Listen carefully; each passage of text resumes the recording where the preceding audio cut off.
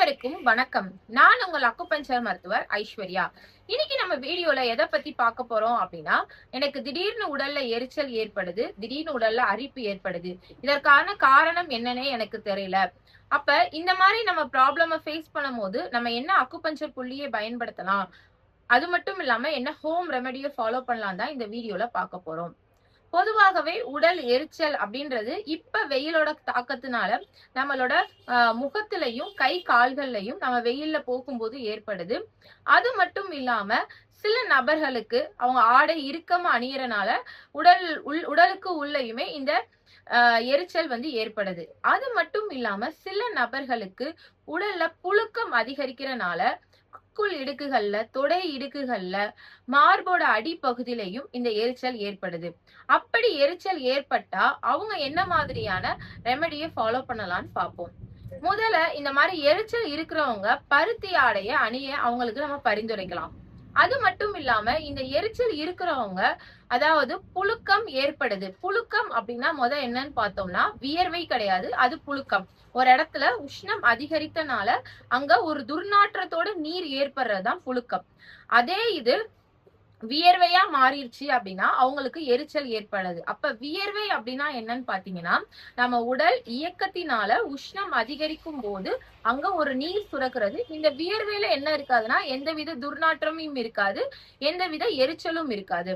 அப்ப இந்த மாதிரி புழுக்கம் இருக்கக்கூடிய நபர்களை நம்ம அவங்களுக்கு என்ன மாதிரியான விஷயங்களை பரிந்துரைக்கலாம்னு பாத்தீங்கன்னா, அவங்களுக்கு வியர்வையை உடல்ல உருவாக்கணும். அப்ப அவங்களுக்கு வியர்வை உருவாக்குறதுக்கு அவங்கள தினசரி நம்ம என்ன பண்ணலாம்னா நடைப்பயிற்சி மேற்கொள்ள சொல்லலாம். அதே மாதிரி அவங்கள தினமும் காலையில அவங்க உடல்ல இருக்கக்கூடிய உஷ்ணத்தை தணிக்கிறதுக்கு பழைய சாத நீர்னு நம்ம சொல்லுவோம். இத என்ன சொல்லுவாங்கன்னா இது கஞ்சி தண்ணின்னு சொல்லுவாங்க. அதாவது சாதத்துல இரவு ஊத்தி வச்ச தண்ணியை காலையில குடிக்கிறது. இந்த நீரையும் காலையில குடிக்கும் போது உஷ்ணம் குறையும். அது மட்டும் இல்லாம இல்ல வெந்தயத்தையும் சேர்த்து குடிக்கலாம். அவங்கவுங்க உடலை பொறுத்து. சைனஸ் இருக்கிறவங்க வெந்தயம் குடிக்க கூடாது. சைனஸ் இல்லாதவங்க என்ன பண்ணலாம்னா வெந்தயத்தை சேர்த்து கொடுக்கலாம். அதே மாதிரி இந்த உடல்ல எரிச்சல் யாருக்கு ஏற்படுது அப்படின்னு பாத்தீங்கன்னா, அதிகமான உஷ்ணத்துல வேலை பார்க்கக்கூடிய நபர்களுக்கு ஏற்படுது. அவங்க இரவு தூங்குறதுக்கு முன்னாடி அவங்க தொப்புள் குழியையும் கால் பெருவிரல்லையும் நல்லெண்ணெய் வச்சு தூங்குனாங்கன்னா இந்த உடல்ல இருக்கக்கூடிய சூடு தணியுது, எரிச்சல் சரியாகுது. அப்ப இந்த உடல்ல நம்ம புழுக்கத்தை தவிர்க்கிறதுக்கு ஒரு நாளைக்கு 2 முறை நம்ம குளிக்கலாம். உடல்ல நம்ம எக்ஸசைஸ் செய்யலாம். அதாவது உடற்பயிற்சி, யோகா இந்த மாதிரி மேற்கொண்டு புழுக்கம் இல்லாம அந்த புழுக்கத்தை வியர்வையா நம்ம மாத்தும் போது நம்மளுக்கு இந்த மாதிரி எரிச்சல்கள் ஏற்படாது. அது மட்டும் இல்லாம இந்த வெயில் காலங்கள்ல ரொம்ப இறுக்கமான ஆடைகளை அணியக்கூடாது. அப்ப இந்த உடல் எரிச்சல் அப்படின்றது வெயில் காலத்துல மட்டும் வரக்கூடிய நோய் கிடையாது. இது எந்த குளிர் காலத்துல கூட ஏற்படும், மழை காலத்துல கூட ஏற்படும். இதுக்கான காரணம் புழுக்கம். இந்த புழுக்கத்தை நீங்க எரிச்சலா மாத்திட்டீங்க. சரி, புழுக்கம்னாலதான் எரிச்சல் ஏற்படுது. அப்ப இந்த புழுக்கம் வியர்வையா மாறுச்சு அப்படின்னா உங்களுக்கு எந்த பிரச்சனையும் ஏற்படாது.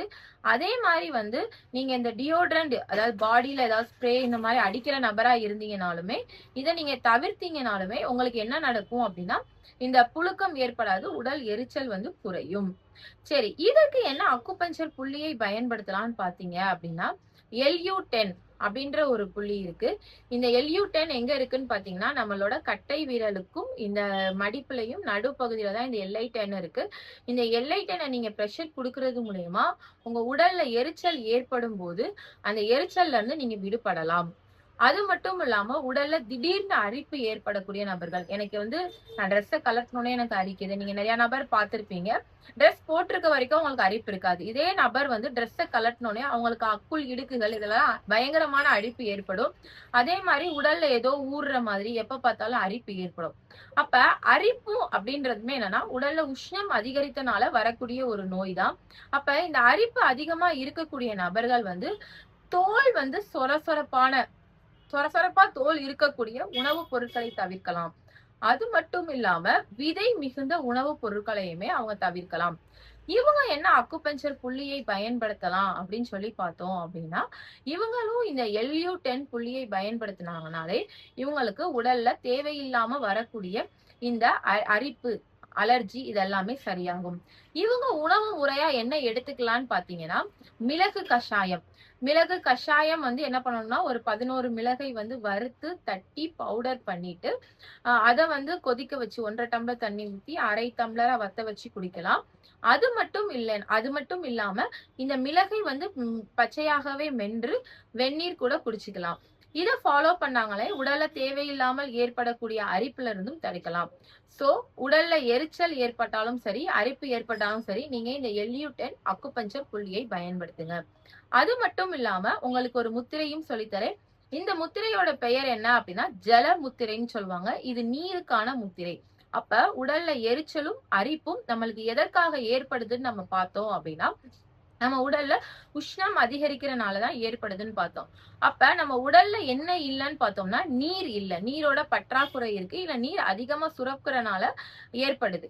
அப்ப இந்த நீரை வந்து கட்டுக்குள்ள வச்சுக்கிறதுக்கு, இந்த நீரை வந்து நம்ம சமநிலைப்படுத்துறதுக்கு, நீர் குறைபாடை தடுக்கிறதுக்கு இந்த ஜல முத்திரை, அதாவது உங்களோட சுண்டு விரலை மடிச்சு உங்களோட கட்டை விரலை இந்த மாதிரி டச் பண்ற அந்த முத்திரையை வந்து நீங்க தினமும் காலையும் மாலையும் செய்யறது மூலியமாவே உங்களுக்கு இந்த உடல் எரிச்சல்ல இருந்தும் உடல்ல தேவையில்லாத அரிப்புகள்ல இருந்தும் நீங்க தப்பிக்கலாம். சரி, இதே மாதிரி மீண்டும் ஒரு அழகான வீடியோல உங்களை சந்திக்கிறேன். அதுவரை உங்களிடமிருந்து விடைபெறுகிறேன். நீங்க கற்றுக்கொண்ட இந்த அற்புதமான விஷயத்தை உங்களுக்கு தெரிஞ்சவங்களுக்கும் சொல்லுங்க, அவங்களுக்கும் இந்த வீடியோவை ஷேர் பண்ணுங்க. அதுவரை உங்களிடம் இருந்து விடைபெறுகிறேன். நன்றி, வணக்கம்.